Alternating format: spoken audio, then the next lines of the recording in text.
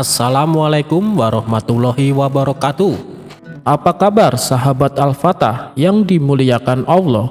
Semoga kita dalam keadaan sehat, dilimpahkan rezekinya dan diberikan keberkahan dunia dan akhirat. Amin ya robbal alamin.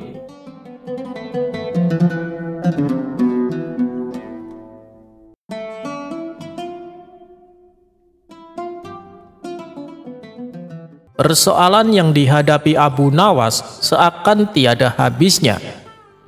Pada cerita yang lalu, Baghdad dipimpin oleh gubernur yang kejam. Tapi berkat kecerdikan Abu Nawas, gubernur tersebut akhirnya dipecat dari jabatannya. Dan kini Baginda Raja menunjuk gubernur yang baru. Orangnya memang tidak kejam, tapi ia punya kebiasaan yang aneh, yaitu senang menertawakan orang lain. Pada suatu hari, koki istana salah mencampurkan resep. Akibatnya rasa masakannya jadi tidak enak. Tapi bukannya marah, Tuan Gubernur malah menyuruh kokinya untuk tutup mulut. Ia lalu membagikan makanan tersebut kepada semua pelayan dan bawahannya. Hampir saja mereka memuntahkan makanan tersebut. Namun, karena tidak berani membangkang perintah Tuan Gubernur, mereka terpaksa tetap mengunyahnya. Menyaksikan mereka mengunyah dengan wajah yang aneh, ia pun tertawa terpingkal-pingkal.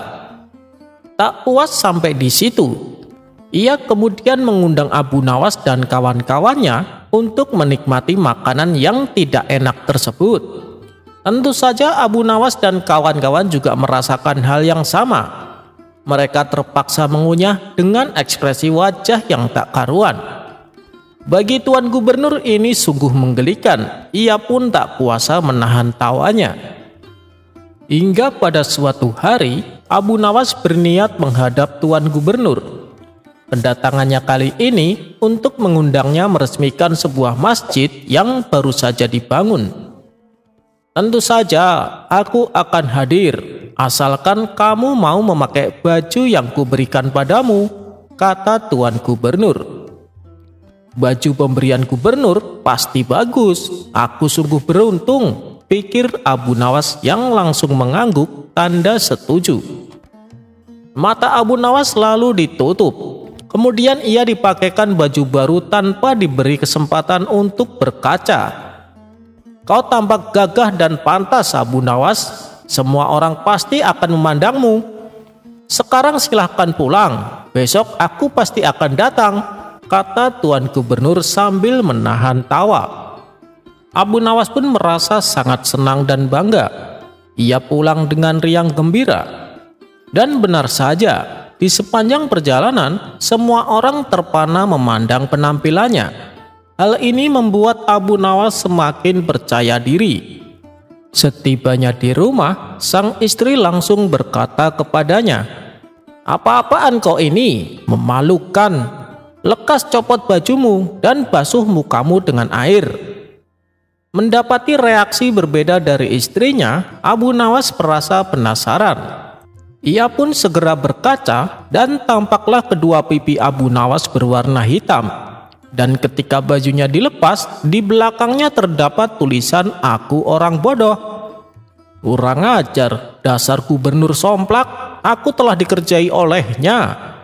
Jadi sewaktu ia menutup mataku, tangannya mengoleskan bedak hitam ke pipiku, geram Abu Nawas.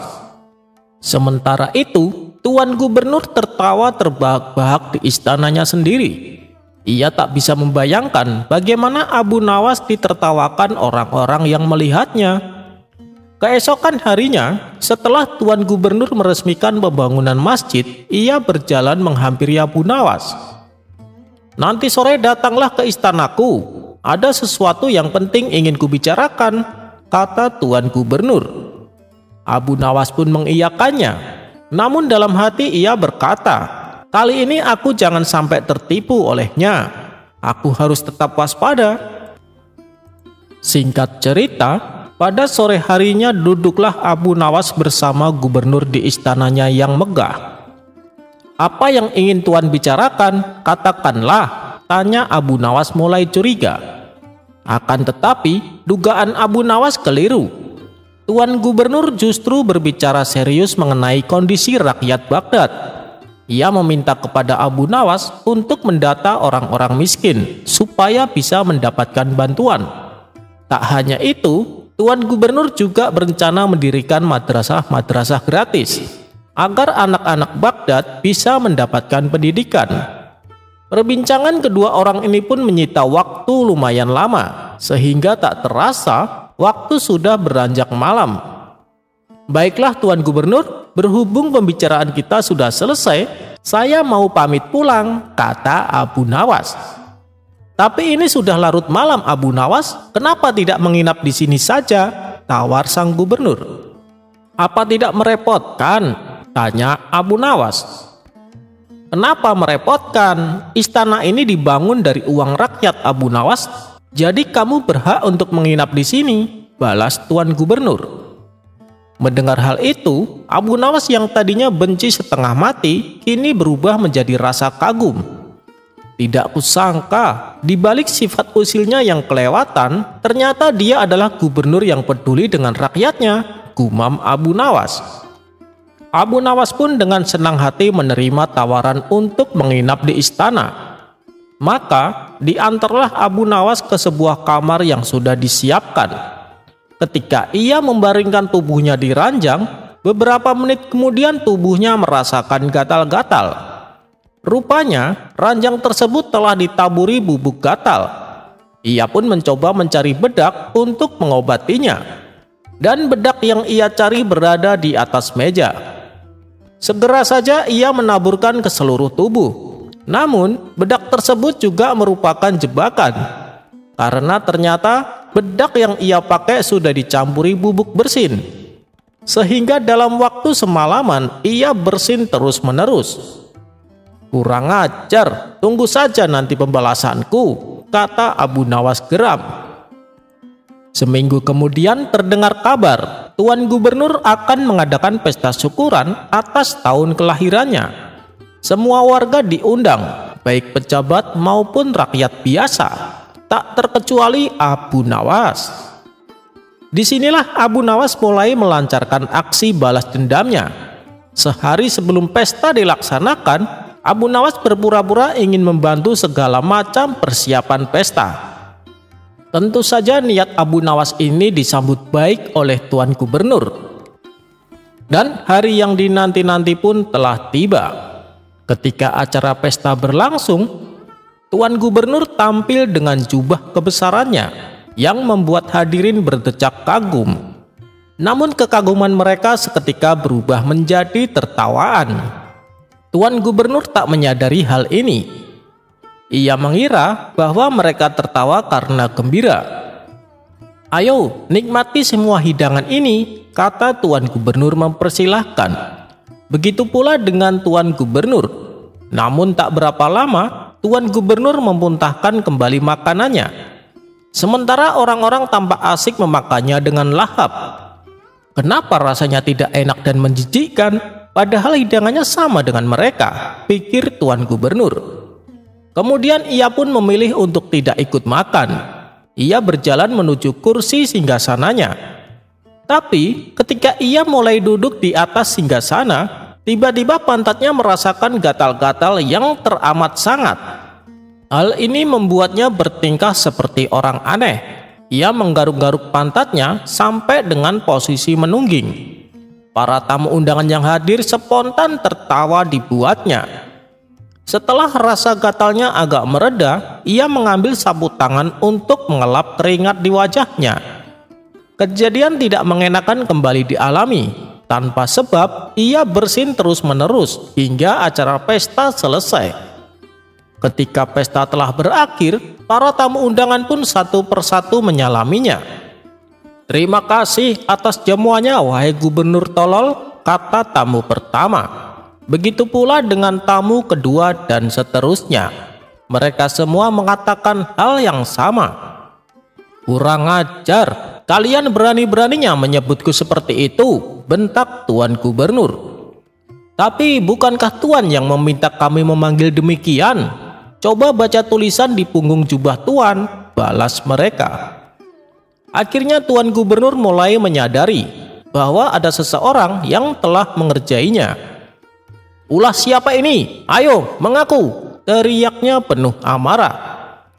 Suasana yang tadinya meriah mendadak menjadi hening, dan semua para tamu undangan terdiam. "Saya Tuan Gubernur," jawab Abu Nawas. Orang-orang pun menatap ke arah Abu Nawas. "Apa maksudmu dengan perbuatanmu ini? Kau telah mempermalukan aku di hadapan orang-orang," bentak Tuan Gubernur. "Itu akibat ulah Anda sendiri, Tuan. Di hari istimewa ini, saya membuat Anda merasakan lelucon yang Anda buat untuk orang lain. Semua lelucon ini berasal dari Anda. Jika Anda tak senang, berhentilah mengusili orang lain.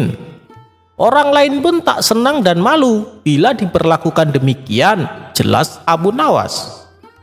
Mendengar itu, Tuan Gubernur hanya terdiam. Ia baru sadar kalau ia keterlaluan dan ia berjanji akan menjadi gubernur yang baik.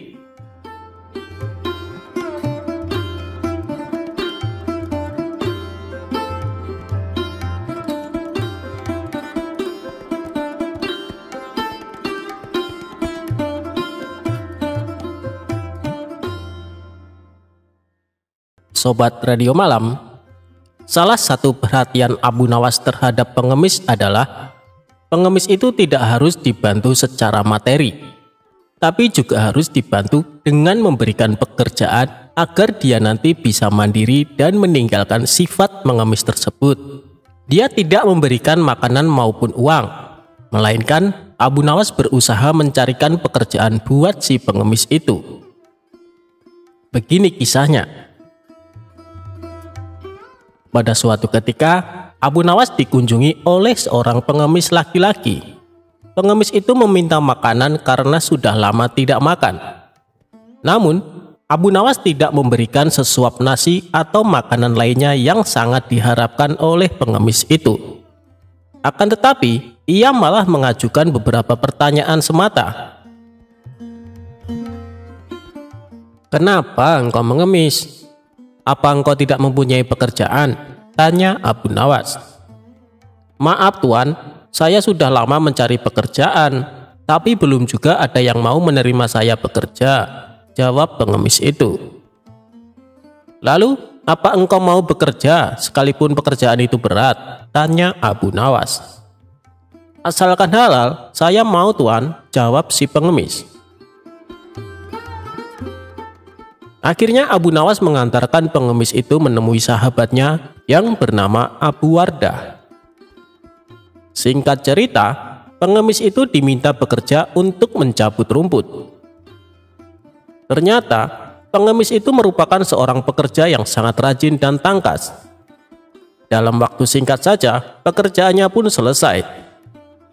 Abu Wardah pun sangat kagum dan tergerak hatinya untuk memberikan pekerjaan yang lebih serius.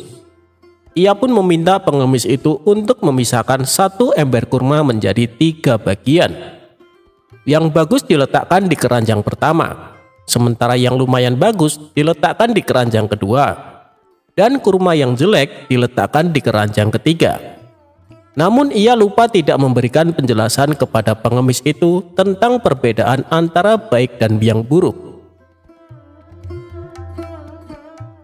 Pada keesokan harinya, Abu Nawas datang ke rumah Abu Wardah untuk menanyakan kabar dari pengemis itu. Ia pun menjelaskan bahwa pengemis itu sangat rajin dan terampil mencabut rumput di ladang. Sehingga dirinya menyimpulkan bahwa pengemis itu adalah pekerja yang baik. Maka dari itu, Abu Wardah memberikan pekerjaan yang lebih serius kepadanya. "Sekarang dia bekerja apa?" tanya Abu Nawas. "Tadi malam dia saya suruh untuk memisahkan kurma-kurma menjadi 3 bagian. Mari kita ke sana untuk melihatnya. Karena dia orang yang rajin, tentu sudah selesai pekerjaannya itu," kata Abu Wardah. Tak lama kemudian, keduanya pun sangat terkejut ketika melihat pengemis itu tidur pulas dan tidak mengerjakan pekerjaan yang telah diberikan kepadanya. Dengan penuh tanya, Abu Wardah pun membangunkan pengemis itu. "Kenapa engkau tidak menyelesaikan pekerjaan yang sangat mudah itu?" tanya Abu Wardah. "Maaf Tuan, kalau hanya memindahkan kurma, sesungguhnya itu mudah. Yang sulit adalah membuat keputusan mana kurma yang baik, lumayan baik, dan jelek. Karena saya tidak diberitahu sebelumnya," jawab sang pengemis. "Waduh, itu tak terpikirkan olehku," kata Abu Wardah. Abu Nawas pun tersenyum melihat kejadian itu. Ia pun menegur Abu Wardah, karena Abu Wardah hanya bisa memberikan tugas saja, tapi tidak mengajarinya dengan baik cara melakukannya.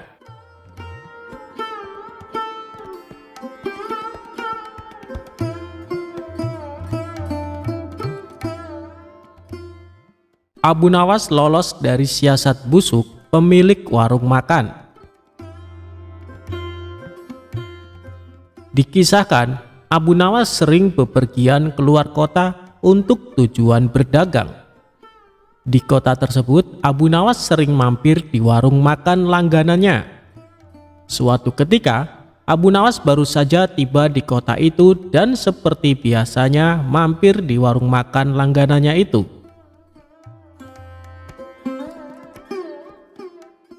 "Aku pesan 1 ayam dan 2 butir telur, tapi bayarnya kalau dagangannya sudah terjual habis. Boleh tidak?"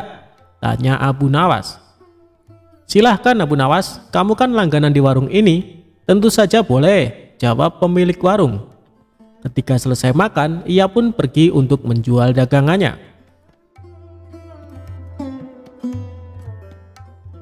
Setelah 3 bulan berlalu, dagangan Abu Nawas pun habis. Kemudian Abu Nawas pergi mendatangi kembali warung makan langganannya. "Aku pesan makanan seperti dulu, 1 porsi ayam dan 2 butir telur," ucap Abu Nawas.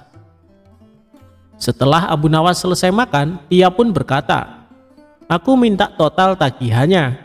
Jangan lupa digabung dengan tagihan 3 bulan yang lalu," kata Abu Nawas.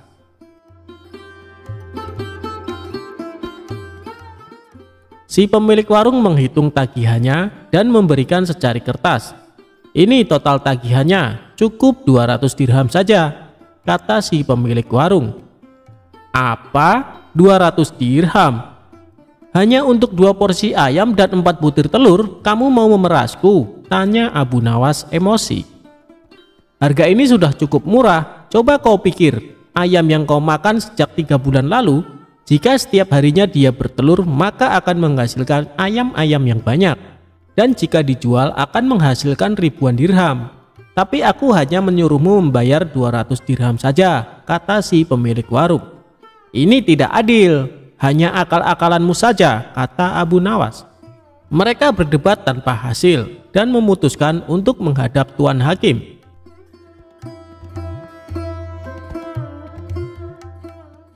Ketika keduanya menemui hakim, ternyata hakim berpihak kepada pemilik warung.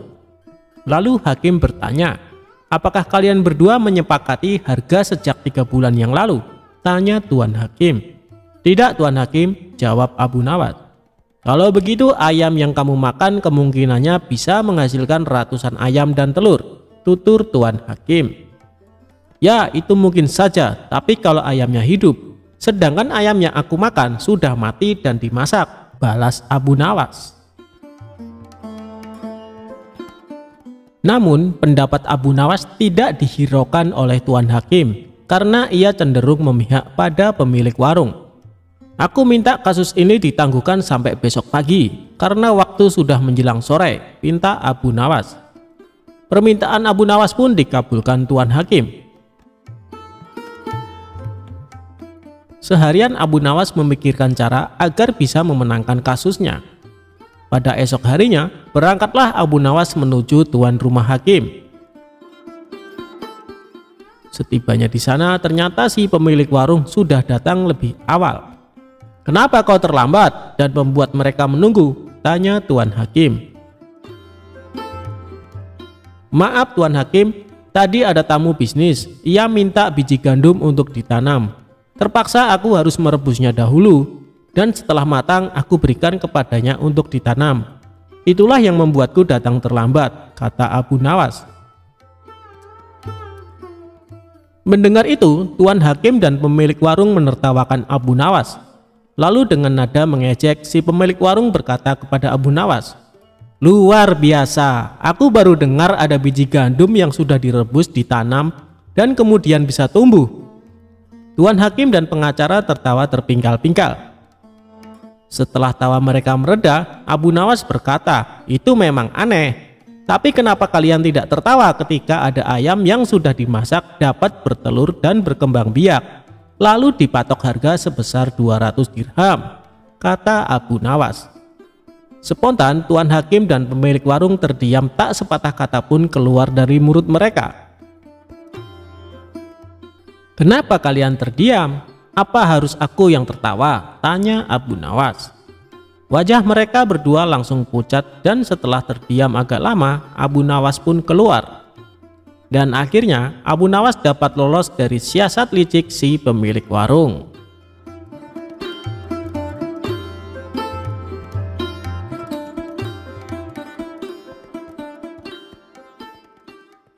Abu Nawas tertipu setelah jauh-jauh pergi ke India. Suatu hari Abu Nawas merasa sedih karena kehilangan burung yang amat disayangi. Tidak ingin kesedihannya berlarut-larut, ia berinisiatif membeli burung baru. Maka pergilah Abu Nawas ke pasar burung di pusat kota. Setibanya di pasar, Abu Nawas langsung mendatangi salah satu toko yang menjual beraneka macam burung. "Anda mencari burung jenis apa, Tuan?" tanya si penjual. "Aku mau lihat-lihat dulu. Nanti kalau sekiranya ada yang cocok, baru ku beli," jawab Abu Nawas. Lalu tanpa sengaja Abu Nawas melihat ada burung yang sangat indah. Bulunya warna-warni dan kemilau. "Burung apa ini? Aku baru melihatnya," tanya Abu Nawas. "Oh, ini burung dari India, Tuan. Apakah Tuan berminat?" jawab si penjual. "Ya, aku tertarik. Tapi apa burung ini bisa berkicau?" tanya Abu Nawas lagi. "Waduh, sayang sekali, Tuan. Burung ini tidak dapat berkicau. Tapi burung ini bisa berbicara seperti manusia. Bahkan dia bisa diajak bicara. Dan satu lagi, Tuan, burung ini sangat cerdik," jelas si penjual. "Benarkah?" tanya Abu Nawas penasaran. Untuk membuktikannya, Abu Nawas lalu mencoba mengajaknya berbicara. Benar saja, burung itu bisa diajak berbicara layaknya manusia. "Baiklah, aku beli burung ini," kata Abu Nawas. Setelah transaksi pembayaran selesai, Abu Nawas langsung membawa pulang burung tersebut. Setibanya di rumah, ia menaruh burungnya dalam sebuah sangkar yang sangat indah. Suatu ketika saat Abu Nawas sedang asik bercengkrama dengan si burung, datanglah beberapa pengawal istana ke rumahnya.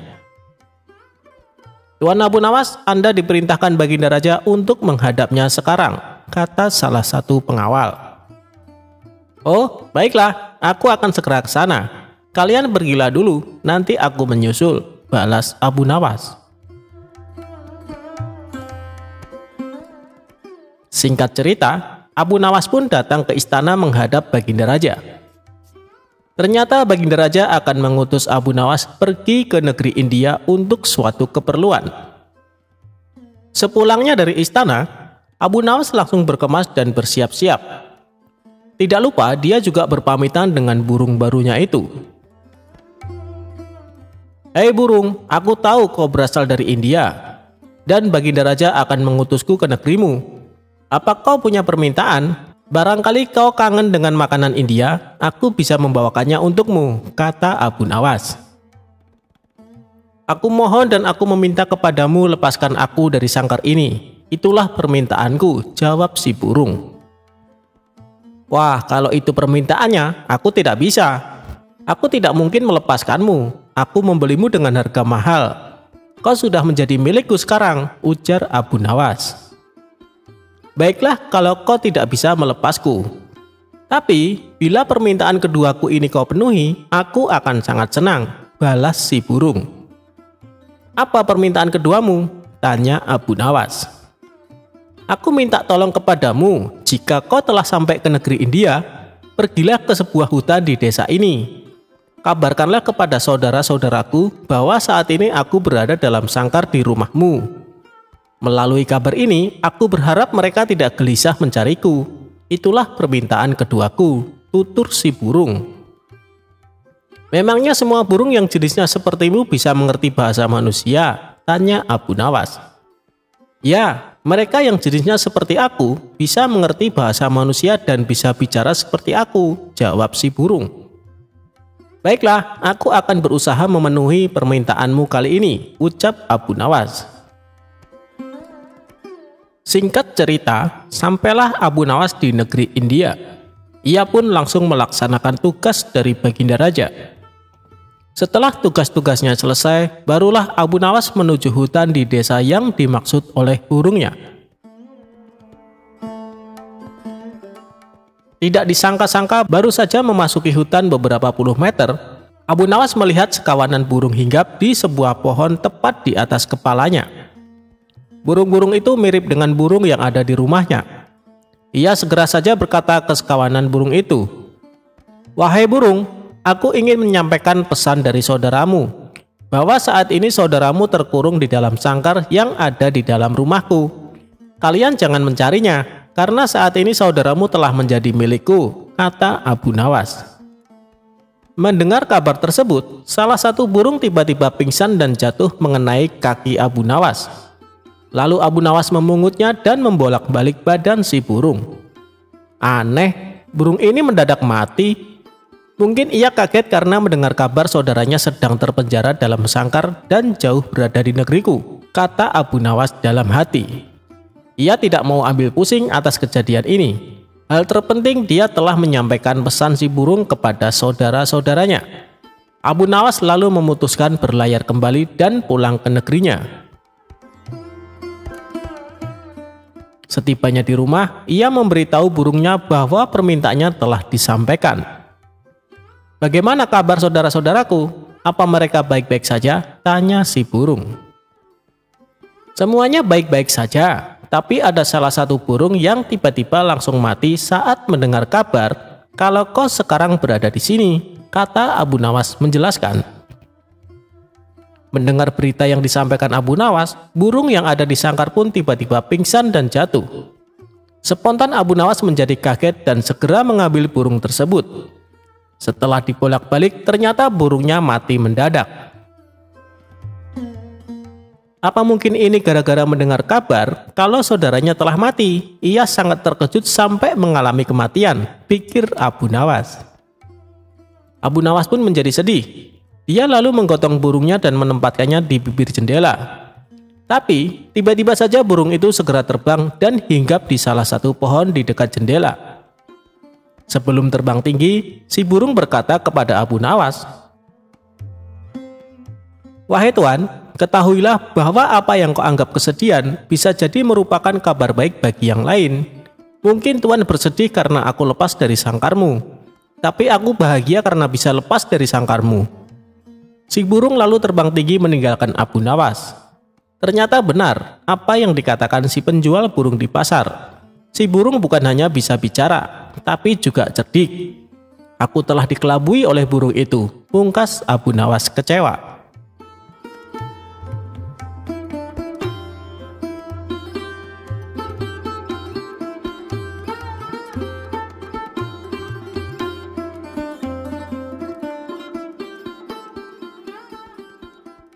Abu Nawas bisa tahu warna angin.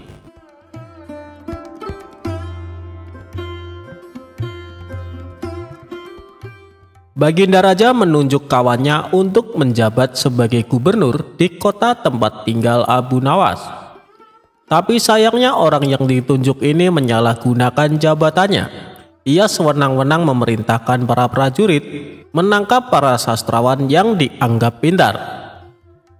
Setelah beberapa sastrawan ditangkap, mereka dihadapkan kepada gubernur yang baru tersebut. Satu persatu di antara mereka ditanya oleh sang gubernur, "Menurutmu aku gubernur yang adil atau zolim?" tanya sang gubernur kepada para sastrawan. Sastrawan pertama menjawab, "Anda adalah gubernur yang zalim." Sang gubernur terperanjat dengan jawaban tersebut. "Apa alasanmu?" tanya balik gubernur. "Karena Anda telah menangkapi kami tanpa sebab." "Prajurit, masukkan dia ke penjara. Besok dia akan dihukum mati," ucap sang gubernur. Sastrawan berikutnya dipanggil dan diberi pertanyaan yang sama. "Menurutmu, aku gubernur yang adil atau zalim?" tanya gubernur. "Tuanku adalah gubernur yang adil," jawab sastrawan kedua. "Apa alasanmu?" tanya gubernur kembali. "Karena tuanku sangat memperhatikan rakyat," jawab sastrawan tersebut. "Kau pembohong. Prajurit, masukkan dia ke penjara. Besok dihukum mati," ujar gubernur. Begitulah seterusnya apabila dijawab adil atau zalim, sang gubernur tetap memberikan hukuman mati. Kemudian beberapa sastrawan yang belum tertangkap mendatangi rumah Abu Nawas. "Tolonglah kami Abu Nawas, beberapa kawan kami dijatuhi hukuman mati," kata para sastrawan penuh khawatir. Abu Nawas pun terkejut mendengarnya. "Kenapa gubernur melakukan itu? Bagaimana ceritanya?" tanyanya heran. "Kami sendiri tidak tahu Abu Nawas. Tanpa sebab, gubernur yang baru itu menangkapi para sastrawan di kota kita. Lalu mereka ditanya satu persatu, apakah dia gubernur yang adil atau zalim? Bila jawabannya zalim, maka akan dihukum mati. Jika jawabannya adil, juga tetap dihukum mati," kata mereka menjelaskan. "Pasti gubernur sakit, dia sudah tidak waras," ucap Abu Nawas. "Itulah kenapa kami ke sini Abu Nawas. Kami mendatangimu agar kau menyelamatkan kawan-kawan kami. Sebab rencananya besok mereka akan dihukum mati," ungkap para sastrawan. "Baiklah, aku akan ke istana gubernur. Sekarang juga kalian pulanglah," ucap Abu Nawas. Sesampainya di sana, Abu Nawas langsung menghadap gubernur. Melihat kehadiran Abu Nawas, gubernur langsung emosi. "Ngapain kau datang ke istanaku?" tanya dia. "Aku mendengar kabar Anda menyuruh beberapa prajurit menangkapi para sastrawan pintar di kota ini. Tapi kenapa aku tidak ditangkap? Aku sangat tersinggung," jawab Abu Nawas. "Oh, jadi kau menganggap dirimu bagian dari mereka?" tanya gubernur. "Tentu saja, masyarakat di kota ini tahu siapa aku. Aku adalah sastrawan terpandai di kota ini," balas Abu Nawas. "Baiklah, Algojo, tangkap Abu Nawas dan penggal lehernya," perintah gubernur. "Tunggu dulu, sebelum leherku dipenggal, perintahkan Algojomu agar jangan sampai merusak rambutku. Sebab aku baru saja keluar dari tukang cukur," timpal Abu Nawas. Mendengar itu, gubernur langsung tertawa. "Itulah jiwa kesatria yang aku kagumi darimu. Aku mengampunimu Abu Nawas," kata gubernur. "Bolehkah aku meminta satu permintaan?" tanya Abu Nawas. "Apa permintaanmu? Katakan saja," jawab gubernur. "Aku juga minta pengampunan untuk kawan-kawanku," pinta Abu Nawas. Sejenak gubernur terdiam lalu berkata kepada Abu Nawas, "Aku akan mengabulkan permintaanmu, tapi ada syaratnya. Kau harus bisa menjawab 3 pertanyaanku." "Baik gubernur, aku siap menjawabnya," sahut Abu Nawas. "Menurutmu, aku gubernur yang adil atau zalim?" tanya dia. "Tuan bukan gubernur yang adil, bukan pula gubernur yang zalim. Orang-orang yang zalim itu adalah kita, sedangkan Tuan adalah pedang keadilan yang membalas kezaliman," jawab Abu Nawas. "Luar biasa, jawabanmu sungguh menakjubkan Abu Nawas," ujar sang gubernur. "Sekarang pertanyaan kedua, mana yang lebih bermanfaat, matahari atau bulan?" tanya gubernur. "Matahari terbit di siang hari bersamaan dengan terangnya dunia. Maka menurutku matahari kurang bermanfaat. Sementara bulan terbit di waktu malam yang menerangi dunia dan menjadikannya seperti siang. Maka menurutku manfaat bulan lebih besar," ujar Abu Nawas. Gubernur pun tertawa dengan jawaban Abu Nawas. Memang nyeleneh tapi masuk akal. "Baiklah Abu Nawas, sekarang pertanyaan terakhir. "Menurutmu warna angin itu apa?" tanyanya. "Warna angin itu merah," jawab Abu Nawas dengan enteng. "Apa alasanmu?" tanya gubernur lagi. "Kalau kita masuk angin lalu badan dikerok, pasti akan muncul warna merah di badan. Itu menunjukkan kalau anginnya sedang keluar. Berarti warna angin adalah merah," jawab Abu Nawas menerangkan. Untuk kedua kalinya gubernur dibuat tertawa terpingkal-pingkal. "Kamu memang cerdik, Abu Nawas. Kau mendapatkan apa yang kau inginkan. Ternyata apa yang dikatakan Baginda Raja tentangmu memang benar," tutur gubernur. Abu Nawas spontan kaget mendengar nama Baginda Raja disebut. "Maksud Tuan bagaimana?" tanya Abu Nawas penasaran. "Jadi begini, sebelum aku ditugaskan kemari, Baginda Raja memberitahu kalau di kota ini banyak sastrawan pintar, dan di antara sastrawan yang paling cerdik adalah kau. Aku berniat memanggil mereka untuk diberi hadiah. Tapi sebelumnya aku ingin mengerjai dulu. Ternyata kau malah datang untuk membantu mereka. Dan ini adalah suatu kesempatan bagiku untuk menguji kecerdasanmu," cerita gubernur. "Jadi hukuman mati yang Tuan berikan hanya berpura-pura?" tanya Abu Nawas kaget. "Benar, Abu Nawas. Aku hanya ingin mengerjai mereka sebelum memberikan hadiah," jawab gubernur. Abu Nawas pun terdiam sejenak. "Kurang ajar, ternyata aku masuk perangkapnya. Tunggu saja pembalasanku nanti," ungkapnya dalam hati.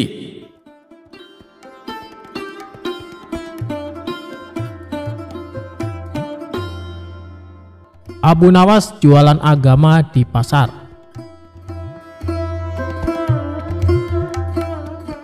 Lama sudah Abu Nawas tidak bertemu dengan Baginda Raja. Ia sangat merindukan kebersamaan dengan rajanya itu.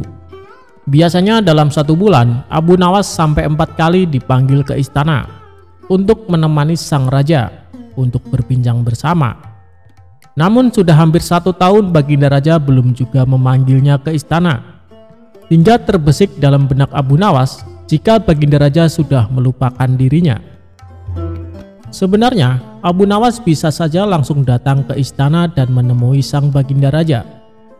Sebab Abu Nawas merupakan salah satu orang yang diberi keistimewaan khusus oleh sang raja. Tetapi, kalau Abu Nawas bertemu raja tanpa ada kepentingan, ia khawatir para menteri kerajaan akan berprasangka buruk padanya. Untuk bertemu sang raja, Abu Nawas kemudian berpikir dan bergegas menuju ke pasar. Sesampainya di pasar, Abu Nawas mulai memasuki toko demi toko. Hampir semua toko yang dihampiri oleh Abu Nawas, semuanya terdiam dan heran. Sebab Abu Nawas hendak menawarkan sesuatu yang menurut orang tidak wajar, yakni agama. Di salah satu toko, Abu Nawas bertanya, "Apakah toko ini menjual agama?" Tentu saja si pemilik toko heran. "Kalau di sini tidak menjual agama, maka saya ingin menjual agama, harganya cukup 1 dinar. Apakah kamu berminat?" ungkap Abu Nawas.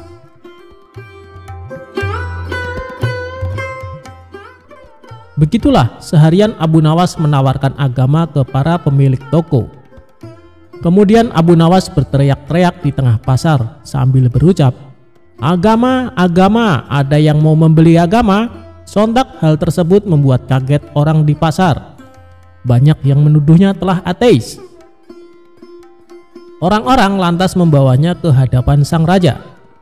Setibanya di hadapan sang raja kemudian berkata kepada Abu Nawas, "Kenapa kamu bisa diikat oleh orang-orang dan dibawa ke sini?" Abu Nawas kemudian menjawab, "Mereka menangkap dan membawa saya ke sini karena saya ingin menjual agama saya di pasar." Kemudian Baginda Raja berkata kepada Abu Nawas, "Kalau kamu ingin menjual agamamu sendiri, kenapa mereka marah?" Abu Nawas kemudian menjawab,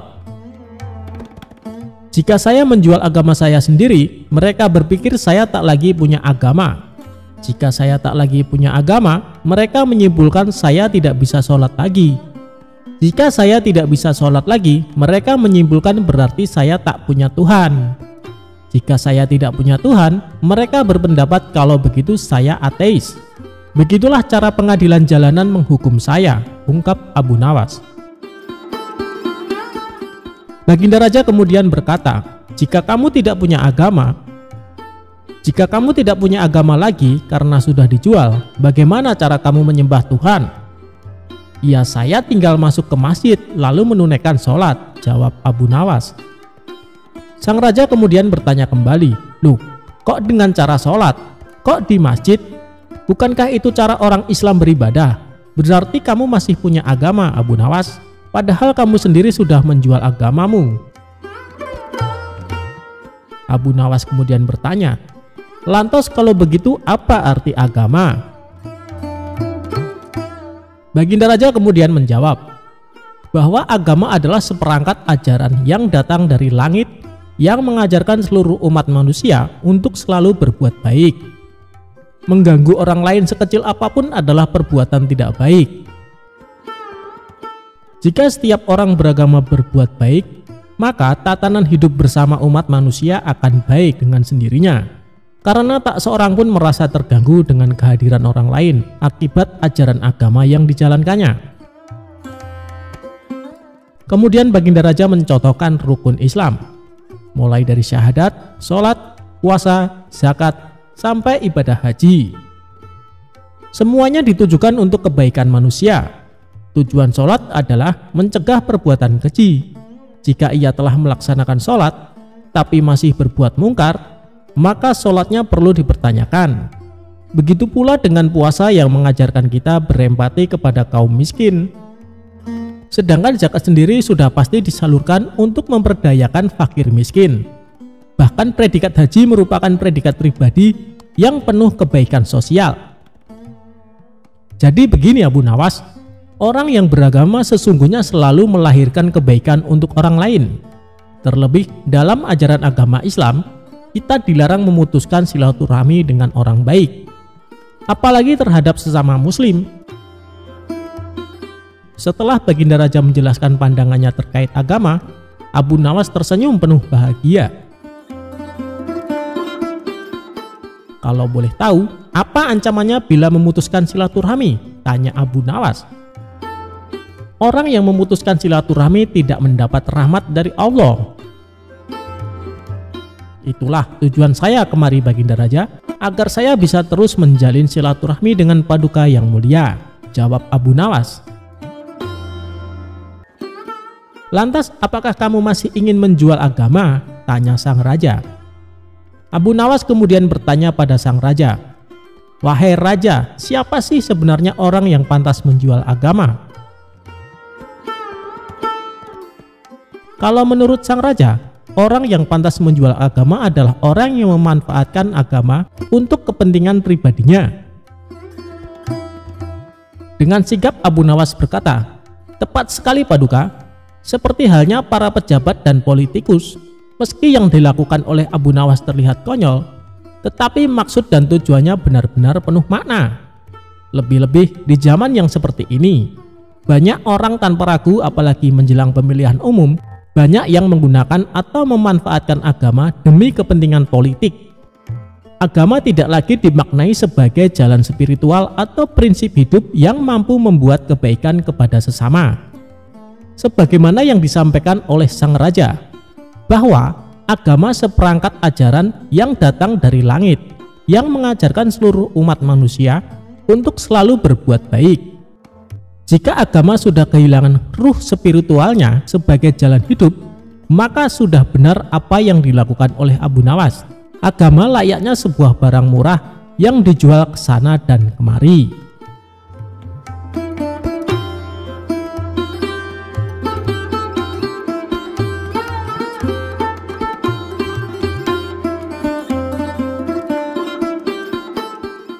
Seperti hari-hari sebelumnya, Abu Nawas diperintahkan Baginda untuk menghadapnya di istana kerajaan. Namun kali ini dengan suasana yang berbeda. Abu Nawas dipanggil pada malam hari yang sangat dingin. Di tengah obrolan yang sedang asik-asiknya, tiba-tiba Baginda Raja bertanya, "Wahai Abu Nawas, apakah engkau mau telanjang bulat di atas atap malam ini?" "Tergantung pada imbalannya, Baginda Raja," jawab Abu Nawas. "Kali ini engkau akan aku beri 500 dirham jika mampu melaksanakannya," jawab Baginda Raja. Karena melihat imbalan yang begitu besar, tanpa berpikir panjang, Abu Nawas segera melepas bajunya. Sesudah bajunya dilepas, selanjutnya Abu Nawas naik menuju atas atap dan duduk seperti yang diperintahkan Baginda Raja. Tentu saja Abu Nawas merasakan rasa dingin yang sangat menusuk kulit. Hingga malam menjelang subuh, Abu Nawas baru turun ke bawah. "Mohon ampun Baginda Raja, mana hadiah yang Baginda janjikan kepadaku?" tanya Abu Nawas. "Oh itu, sabar dulu wahai Abu Nawas. Jadi semalaman apa yang telah engkau lihat?" tanya Raja. "Hamba tidak melihat apa-apa tuanku yang mulia. Hanya seberkas cahaya yang terlihat dari kejauhan," jawab Abu Nawas. "Waduh, kalau begitu engkau tidak berhak untuk mendapatkan imbalan, karena engkau telah dihangati oleh cahaya itu," jelas Baginda Raja. "Loh, bagaimana bisa seperti itu Baginda?" "Karena kedinginan, hamba semalam hampir saja mati," protes Abu Nawas. Namun Baginda tidak ingin mendengar protes dari Abu Nawas. Lebih dari itu, Baginda justru menyuruh Abu Nawas untuk segera pulang ke rumahnya. Karena tidak mau dianggap melawan titah sang raja, akhirnya Abu Nawas pulang dengan rasa dingin dan sedikit kecewa karena gagal membawa 500 dirham tadi. Akan tetapi, di tengah perjalanan, Abu Nawas berkata dalam hati, "Ada-ada saja, bagaimana mungkin Baginda ingkar janji? Kalau begitu, aku harus mendapatkan yang semestinya jadi milikku." Selang beberapa hari kemudian, Abu Nawas mengundang Baginda Raja untuk jamuan makan bersama di rumahnya. Baginda pun menerima undangan tersebut. Keesokan paginya, Abu Nawas sudah tiba di istana dengan tujuan ingin menjemput Baginda bersama dengan rombongan kerajaan. Akan tetapi di tengah perjalanan, Abu Nawas meminta izin kepada Baginda untuk mendahului mereka dengan alasan ada hal yang harus dikerjakan, terutama akan menyiapkan hal penyambutan meriah kepada Baginda dan pejabat kerajaan. Hingga beberapa saat kemudian, Abu Nawas sudah berada di tempat acara. Di situ Abu Nawas rupanya menyuruh murid-muridnya agar mempersiapkan segala sesuatu untuk menyambut Baginda. Tak lama setelah itu, Baginda Raja beserta para rombongan datang. Abu Nawas mulai bercerita macam-macam dengan tujuan agar Baginda Raja menjadi senang. Namun karena keasikan ngobrol, Baginda Raja terlihat memegangi perut pertanda rasa lapar sudah menjalar di tubuh sang raja. "Wahai Abu Nawas, mana makanannya?" tanya Baginda Raja. "Mohon ampun Baginda, harap bersabar sedikit karena apinya lamban sekali panasnya. Padahal sejak dari tadi pagi sudah dinyalakan," jawab Abu Nawas. "Api jenis apa itu? Kok lamban sekali panasnya? Coba antar aku ke dapur," tanya Baginda Raja. Setibanya di dapur, Baginda Raja merasa heran karena ada api namun tidak ada terlihat makanan yang sedang dimasak. "Wahai Abu Nawas, mana makanannya?" tanya Baginda kembali. "Itu Baginda yang mulia, ada di atas pohon," jawab Abu Nawas sambil menunjuk pohon tersebut. "Wah, pantas saja.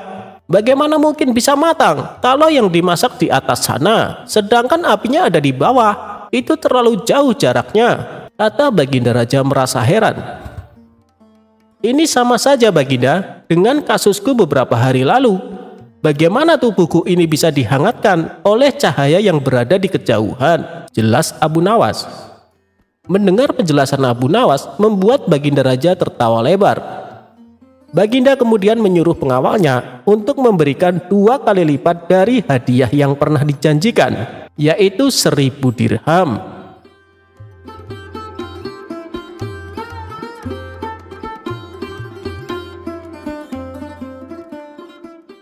Abu Nawas membajak sawah dari dalam penjara.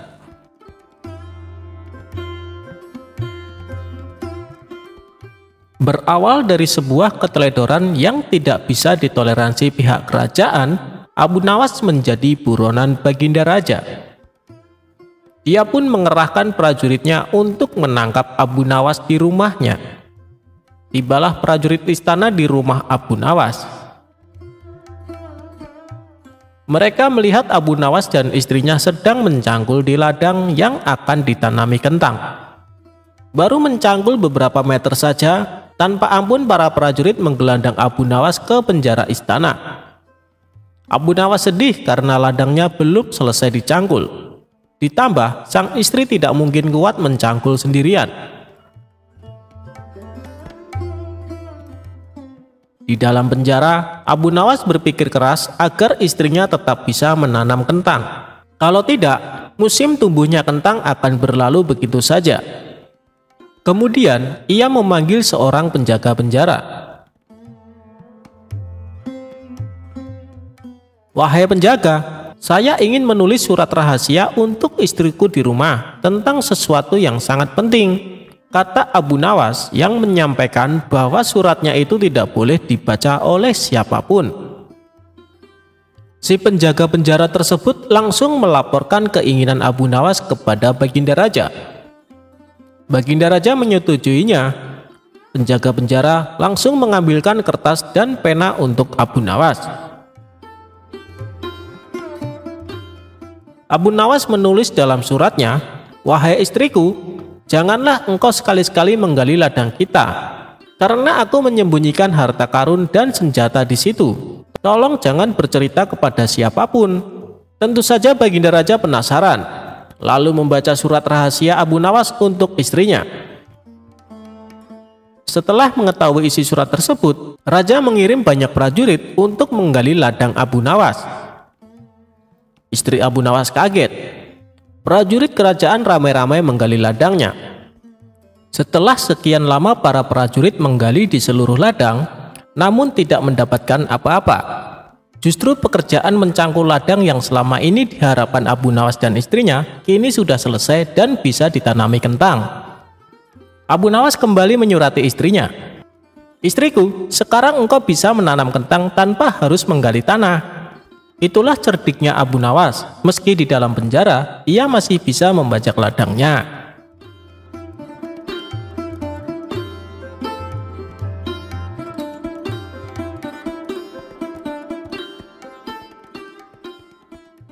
Hadiah dari Abu Nawas untuk hakim yang curang.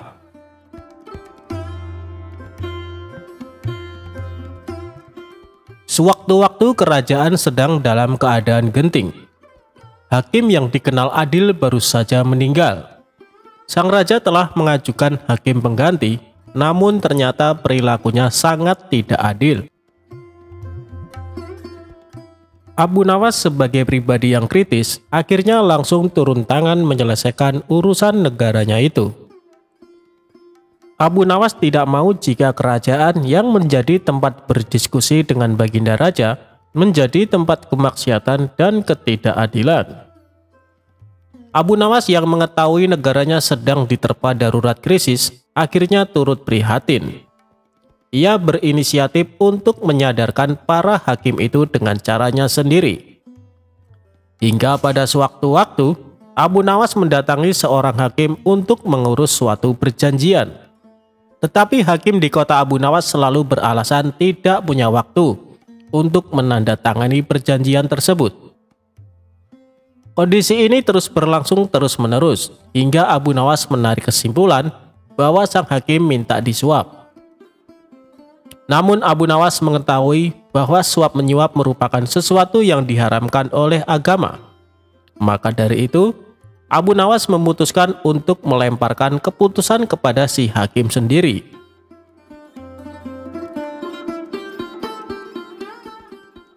Abu Nawas kemudian menyiapkan sebuah gentong. Gentong tersebut diisi dengan kotoran sapi hingga hampir penuh. Kemudian di atas gentong tersebut diolesi mentega. Tak menunggu waktu lama, Gentong itu segera dibawa ke hadapan sang hakim. Namun saat Abu Nawas menghampirinya, sesuatu yang aneh terjadi. Tiba-tiba saja kesibukan sang hakim langsung hilang dan memiliki waktu untuk menuliskan tanda tangannya pada surat perjanjian Abu Nawas.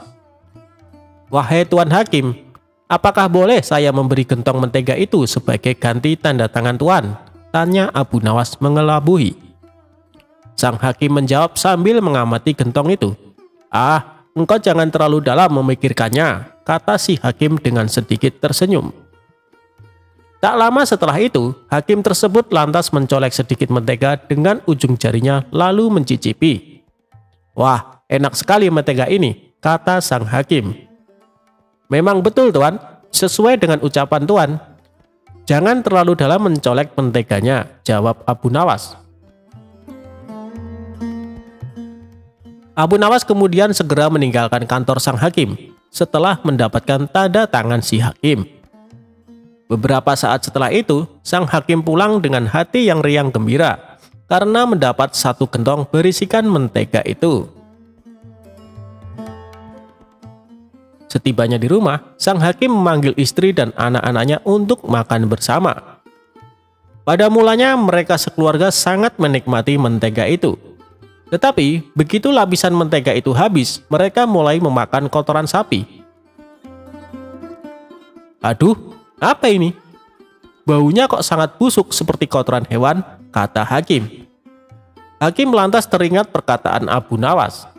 Setelah berpikir panjang, ia baru sadar bahwa semua itu adalah ulah si Abu Nawas yang ingin menyadarkannya untuk meninggalkan praktek suap menyuap.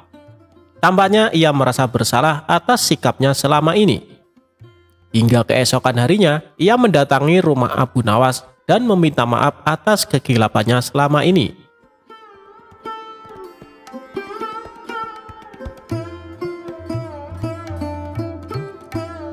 Abu Jahal pukuli para sufi supaya berubah jadi emas.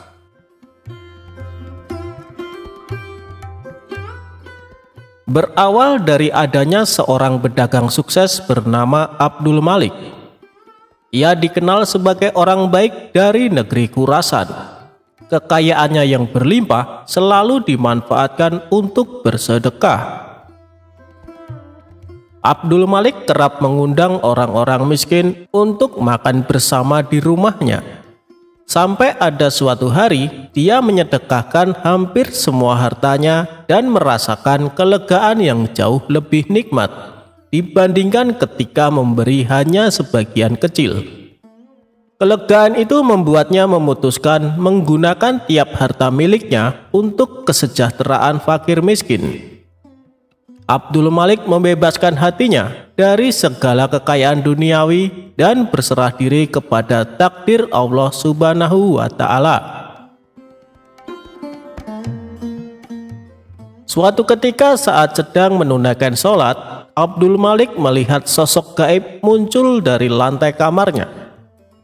Sosok itu ternyata seorang laki-laki berjubah berpenampilan layaknya seorang sufi.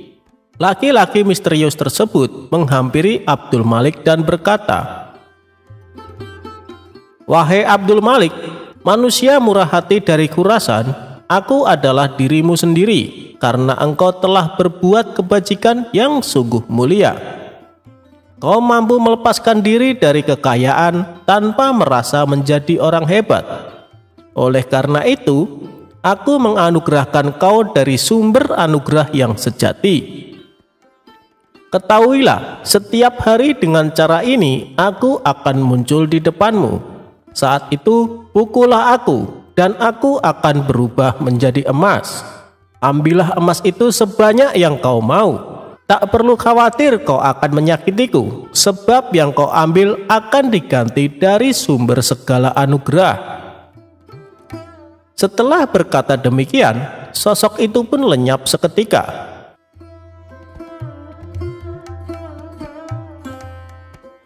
Keesokan harinya, Abdul Malik kedatangan tamu seorang kawan bernama Abu Jahal. Saat mereka berdua sedang asik berbincang-bincang, tidak lama kemudian sosok misterius kemarin yang berpenampilan sufi kembali muncul di hadapan Abdul Malik. Abdul Malik pun segera memukulnya dengan tongkat. Seketika itu juga lelaki misterius yang dipukulnya berubah menjadi emas. Abdul Malik lalu mengambil bagiannya dan juga memberikan emas kepada Abu Jahal. Melihat peristiwa yang menakjubkan tersebut, Abu Jahal hanya bengong dan terpana. Sungguh luar biasa, gumamnya. Tanpa mengerti kejadian sebelumnya, Abu Jahal mulai berpikir, alangkah gembiranya jika bisa melakukan hal serupa. Abu Jahal mengetahui bahwa kaum sufi rata-rata punya kekuatan tertentu. Ia pun menyimpulkan hanya perlu memukul mereka untuk mendapatkan emas. Maka terbesitlah di benak Abu Jahal sebuah ide konyol. Dia mengadakan sebuah jamuan pesta makan yang hanya dihadiri para sufi. Ketika para sufi ini sudah makan kenyang, Abu Jahal diam-diam mengeluarkan tongkat dan tanpa ampun dihantamnya para tamu undangan sampai tersungkur ke tanah. Kenapa tidak ada yang berubah jadi emas? Batin Abu Jahal. Dikarenakan masih penasaran, Abu Jahal kembali memukuli mereka dengan tongkat. Tentu saja perbuatan ini membuat para sufi ketakutan. Mereka serempak kabur berlarian meninggalkan rumah Abu Jahal. Akibat perbuatan tersebut, para sufi mengadukan Abu Jahal kepada Tuan Hakim. Setelah itu ditangkaplah Abu Jahal dan disidangkan. Di hadapan Tuan Hakim, Abu Jahal beralasan bahwa perbuatannya ini semata-mata ingin meniru Abdul Malik. Pasalnya, dia pernah melihat Abdul Malik memukul seorang sufi, dan seketika itu juga orang yang dipukul berubah menjadi emas. Mendengar pengakuan Abu Jahal yang tidak masuk akal, Tuan Hakim kembali bertanya, "Apa kau yakin dengan yang kau lihat, Abu Jahal?" "Hamba yakin sekali, Tuan Hakim. Kalau tidak percaya, panggil saja Abdul Malik kemari," jawab Abu Jahal. Maka dipanggillah Abdul Malik ke pengadilan untuk dimintai keterangan. Dalam perjalanan ke pengadilan, sosok sufi misterius yang bisa berubah jadi emas membisikkan kepada Abdul Malik apa yang harus dikatakan. "Wahai Tuan Abdul Malik, apa benar yang dikatakan Tuan Abu Jahal?" tanya Tuan Hakim. "Menurut saya Abu Jahal sudah tidak waras, Tuan Hakim. Bisa saja dia sedang berusaha menutup-nutupi hobinya menyiksa orang tanpa alasan," ujar Abdul Malik. "Memang hamba mengenalnya, Tuan Hakim, tetapi yang ia ceritakan tentang kejadian di rumah hamba tidak lebih dari akal-akalan belaka," imbuhnya. Abu Jahal sempat membantah dan memprotes perkataan Abdul Malik. Ia juga menunjukkan barang bukti berupa emas yang didapat dari Abdul Malik. Abu Jahal, Abdul Malik itu saudagar kaya, tentu punya banyak emas," balas Tuan Hakim. Dikarenakan tidak punya bukti dan yang diceritakan tidak masuk akal, akhirnya Abu Jahal dihukum penjara. Sementara Abdul Malik masih melakukan rutinitas seperti biasa, memberikan sedekah uang dan makanan kepada fakir miskin setiap harinya.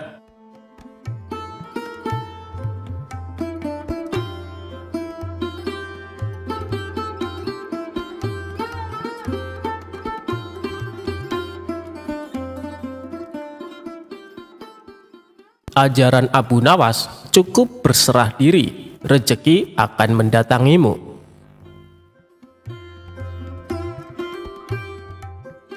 Suatu hari, Baginda Raja mengundang sejumlah ulama untuk berkumpul di istana.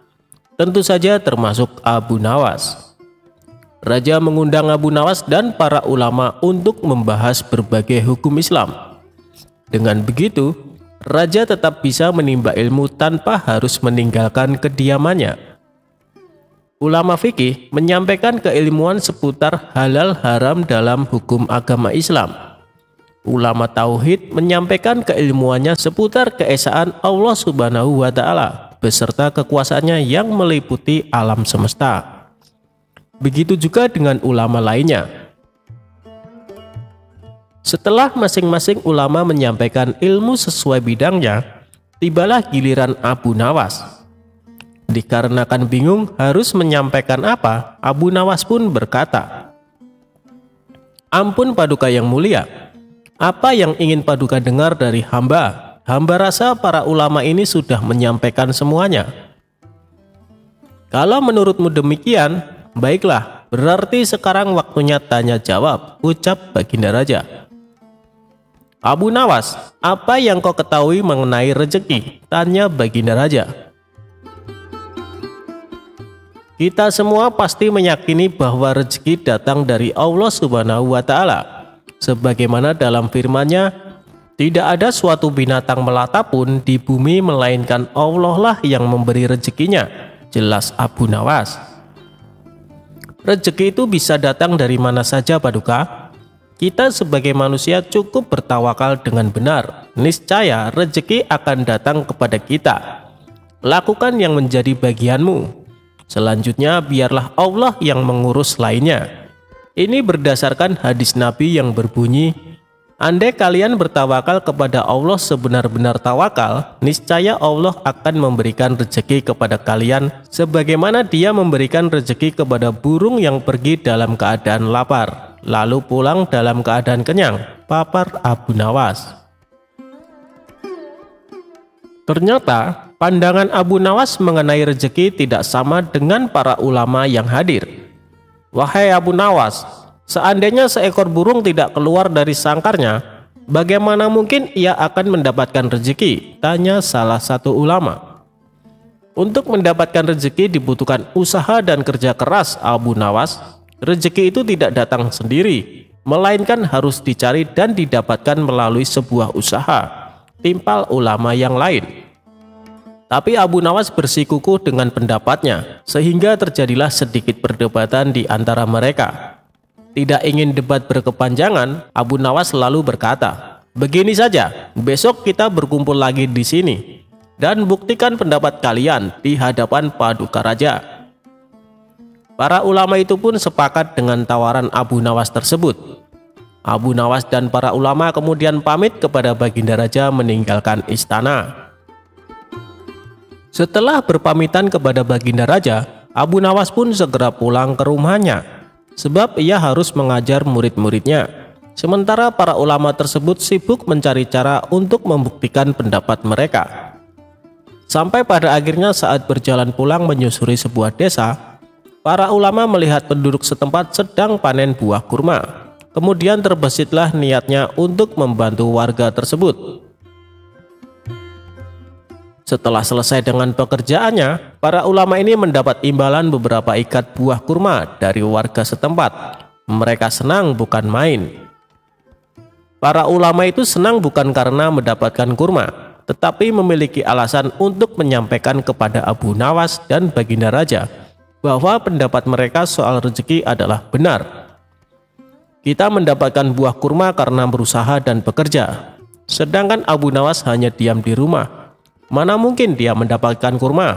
Ini menunjukkan bahwa rezeki bisa didapat bila mencarinya dan bekerja. Jadi pendapat kita sudah benar.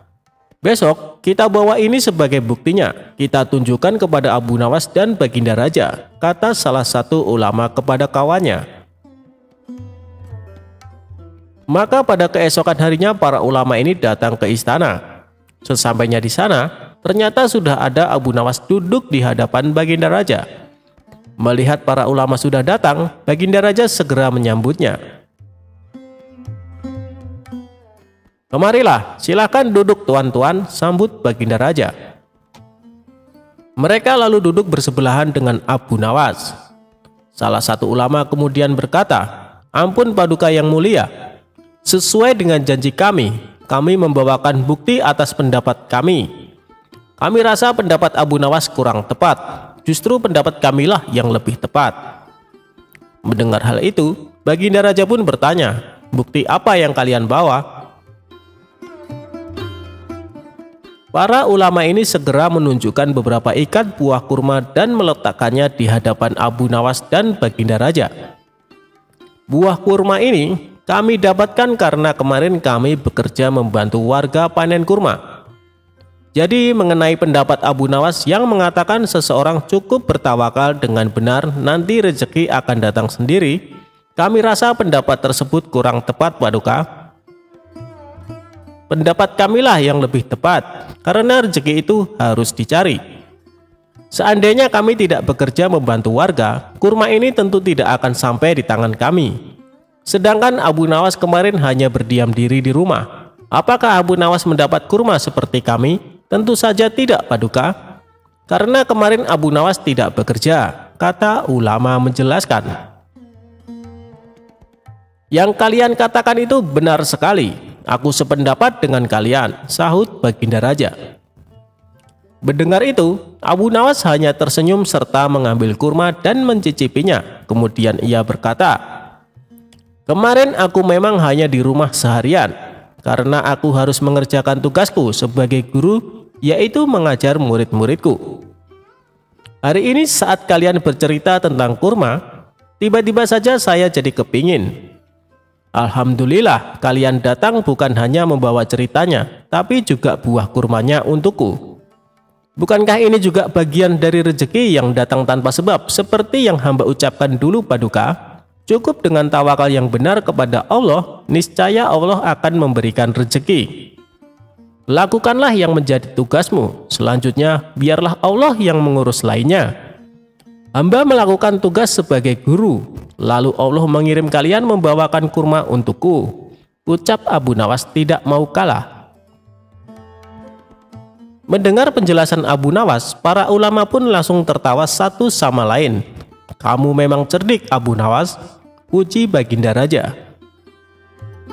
Sementara para ulama ini meskipun berbeda pendapat tidak saling menyalahkan dan membenarkan pendapatnya sendiri. Begitulah indahnya Islam, saling menghormati meskipun berbeda pendapat.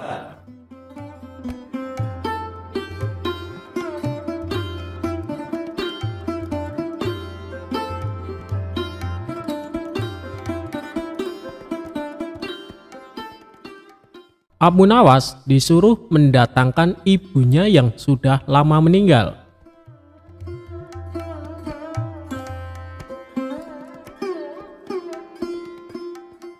Kisah ini dimulai pada saat Baginda Raja sudah lama tidak bertemu dengan Abu Nawas. Hal tersebut membuat Baginda Raja merasa galau dengan keadaan kerajaan yang sepi dan sunyi tanpa kehadiran Abu Nawas. Baginda tampaknya ingin mendengar cerita-cerita lucu Abu Nawas. Akhirnya Abu Nawas dihadirkan di istana kerajaan. Kemudian terjadi dialog antara keduanya. Setelah sekian lama berbincang-bincang, Raja tiba-tiba saja ingin menguji kepandaian Abu Nawas. Wahai Abu Nawas, besok pagi bawalah ibumu ke istanaku. Engkau akan aku beri hadiah 100 dinar, kata Baginda Raja. Mendengar titah rajanya membuat Abu Nawas sangat kaget. Bagaimana tidak? Karena raja sebenarnya sudah tahu kalau ibunya telah lama meninggal dunia. Bahkan raja sempat ikut melayat ke rumah Abu Nawas. Akan tetapi, karena iming-iming hadiah yang sangat menggiurkan itu, Abu Nawas justru menyetujui permintaan aneh dari raja tersebut. Setibanya di rumah, Abu Nawas langsung sibuk mencari seorang wanita tua yang kemudian nantinya akan dijadikan sebagai ibunya untuk dihadirkan ke istana. Setelah lama mencari, akhirnya Abu Nawas menemukan orang yang sedang diinginkannya itu. Abu Nawas lalu menjelaskan maksudnya kepada perempuan tersebut. Abu Nawas berjanji akan membagi hadiah kepada wanita itu dengan adil. Tanpa berpikir panjang, perempuan itu menyetujui permintaan Abu Nawas.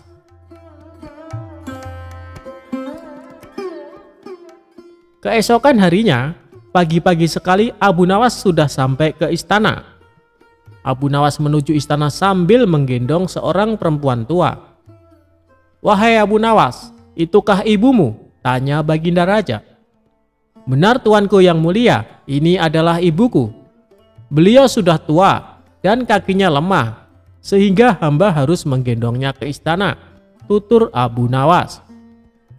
Apakah engkau ibu Abu Nawas? Ingat ya, kalau bohong maka akan kuhukum dirimu, tanya raja kepada perempuan tua tersebut.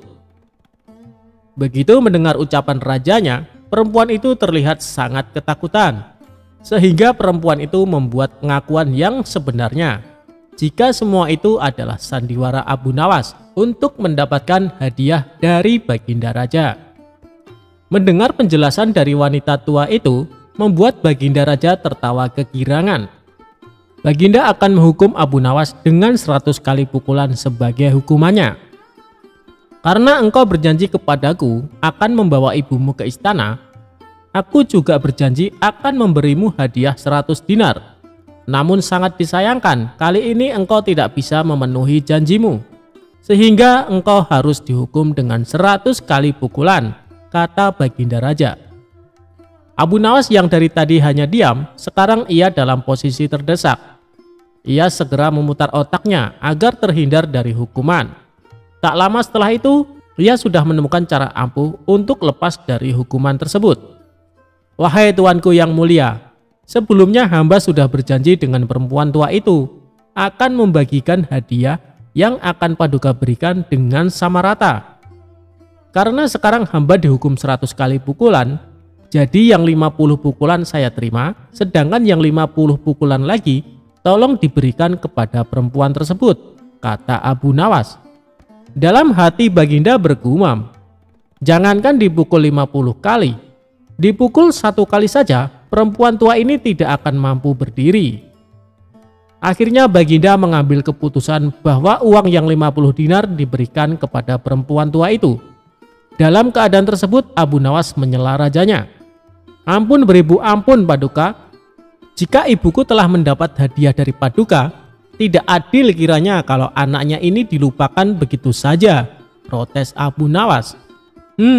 Baiklah, ini bagian untukmu, kata raja sambil memberikan 50 dinar kepada Abu Nawas.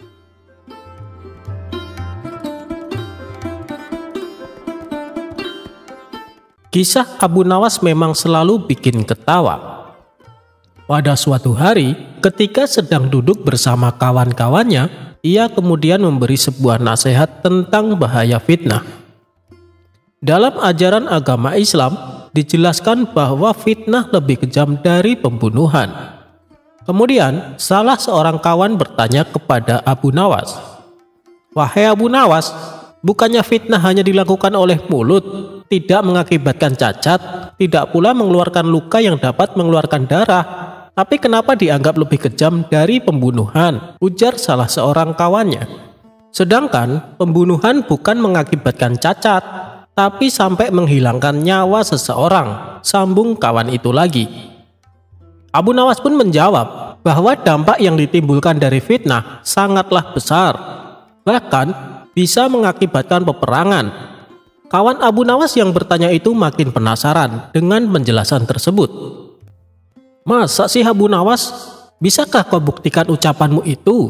Aku tidak pernah mendengar kisah tentang bahayanya sebuah fitnah," tanya kawan Abu Nawas.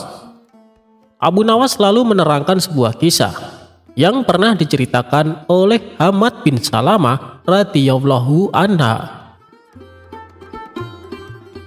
Dahulu ada seorang saudagar kaya ingin membeli budak. Pergilah dia menemui sang penjual. Saat akan memilih budak itu, ia mendapati rata-rata memiliki cacat dan sudah tua. Namun ada satu budak yang masih muda, badannya bersih dan tidak memiliki cacat. "Aku mau budak yang itu saja," kata saudagar kaya tersebut kepada si penjual. "Apa tuan yakin? Dia memang masih muda dan tidak cacat, tapi dia adalah budak yang suka fitnah," tutur si penjual. Akan tetapi, saudagar kaya itu tidak menghiraukan himbauan dari penjual tadi. Ia tetap membeli budak tersebut. Baru beberapa hari bekerja dengan saudagar kaya itu, budak itu mulai melakukan kebiasaannya, yaitu menebar fitnah. Budak itu mendatangi istri saudagar kaya. Sesungguhnya suamimu tidak mencintaimu. Ia hendak menikahi wanita lain dan akan menjadikanmu sebagai budak, ujar budak tersebut kepada istri saudagar kaya. Istri saudagar kaya terkejut mendengarnya. Mana mungkin, bagaimana kamu tahu? Tanyanya merasa penasaran. Karena setiap kali aku diajak suamimu, ia menemui perempuan yang akan dijadikan istrinya, jawab si budak. Istri saudagar kaya itu pun terlihat gelisah. Dia terdiam sambil menahan sakit di hatinya. Tapi jangan khawatir, aku punya solusi agar suamimu mengurungkan niatnya, kata si budak tersebut. Katakan padaku, apa yang harus aku lakukan? Tanya istri saudagar itu. Nanti malam, saat kau akan tidur dengan suamimu, ambillah pisau. Ketika suamimu terlelap, cukurlah beberapa janggutnya. Simpan helaian itu olehmu, maka suamimu akan tergila-gila kepadamu, kata si budak itu. Istri saudagar kaya pun mulai terhasut dan mengikuti saran dari budak baru itu. Sementara si budak gantian mendatangi saudagar.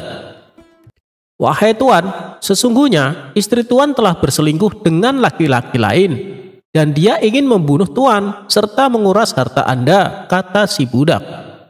Itu tidak mungkin, istriku sangat baik dan setia kepadaku, ujar saudagar kaya itu. Kalau tuan tidak percaya, nanti malam tuan lihat sendiri saja apa yang akan dilakukan oleh istri Anda, ungkap budak itu.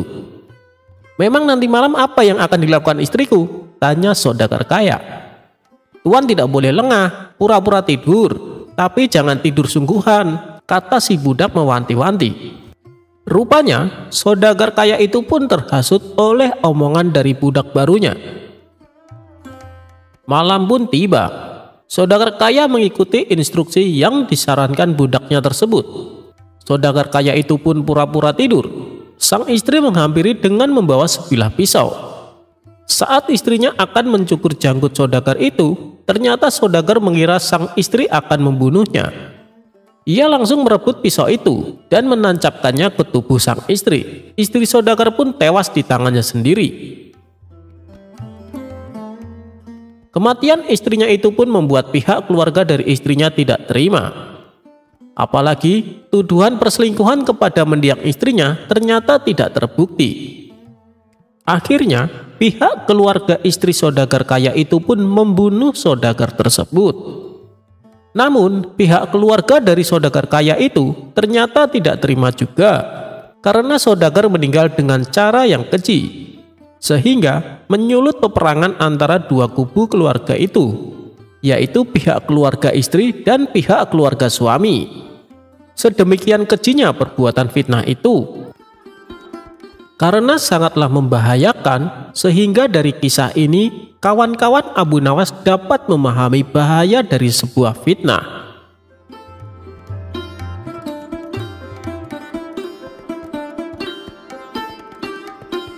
Abu Nawas dapat sekantong uang emas.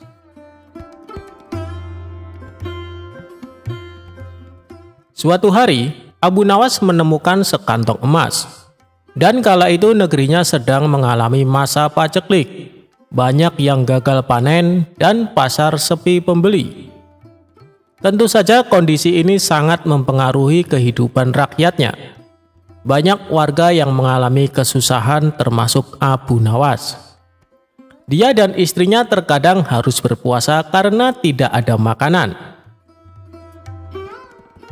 Suatu ketika, Abu Nawas berjalan-jalan di pasar untuk menghilangkan rasa jenuhnya. Tiba-tiba Abu Nawas menemukan kantong hitam berisi uang dan langsung ditanam di dalam tanah. Abu Nawas merenung sepanjang malam. Pikirannya bertanya-tanya, apakah uang di dalamnya akan diambil atau tidak? Hatinya berpikir mengambilnya karena keluarganya sedang mengalami kelaparan. Namun Abu Nawas teringat terus bahwa memakan harta haram bisa mendapat siksa kubur di dunia dan akhirat.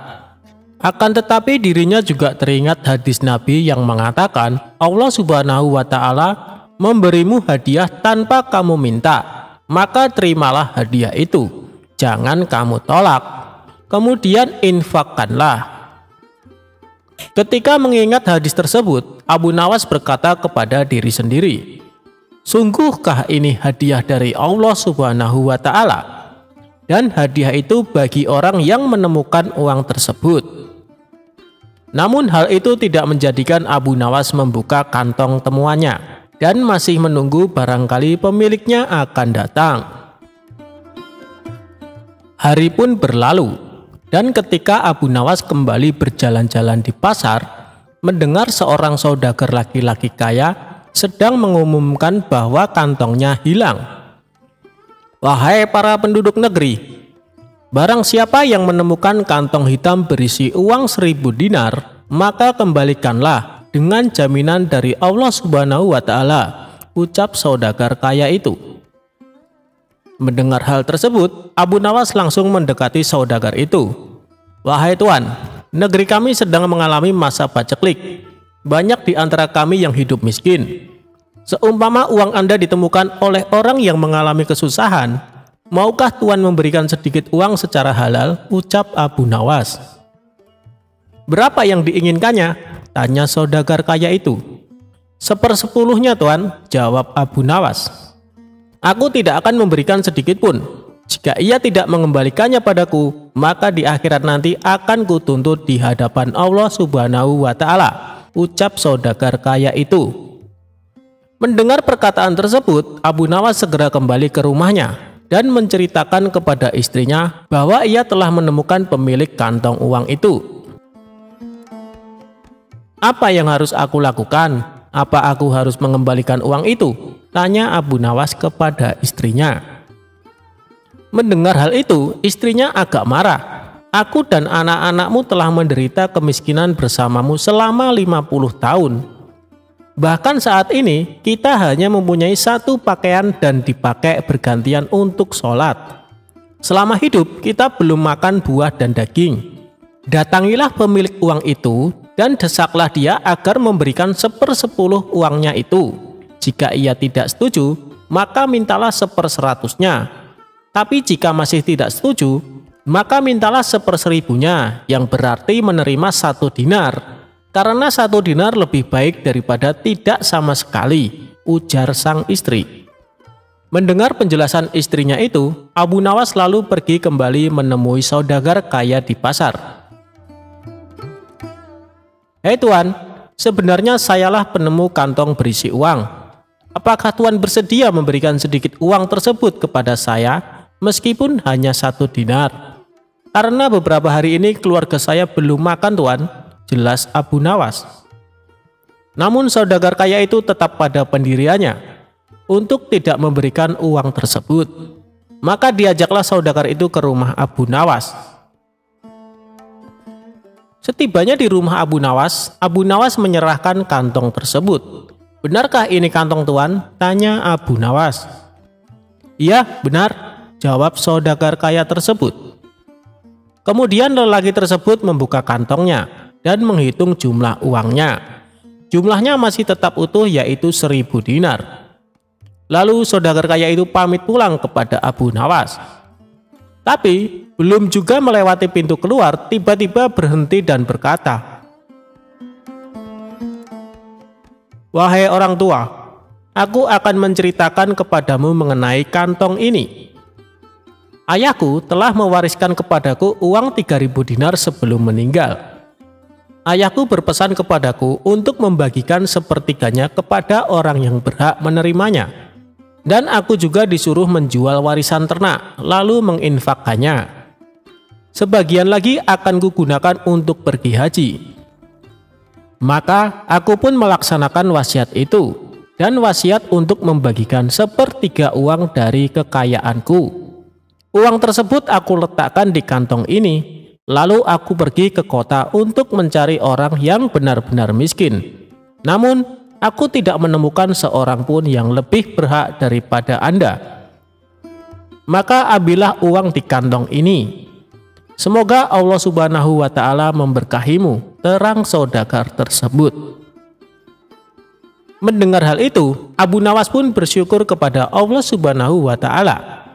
Kesabaran dan kejujurannya saat menemukan uang tersebut ternyata mendapat jalan lain dari Allah Ta'ala.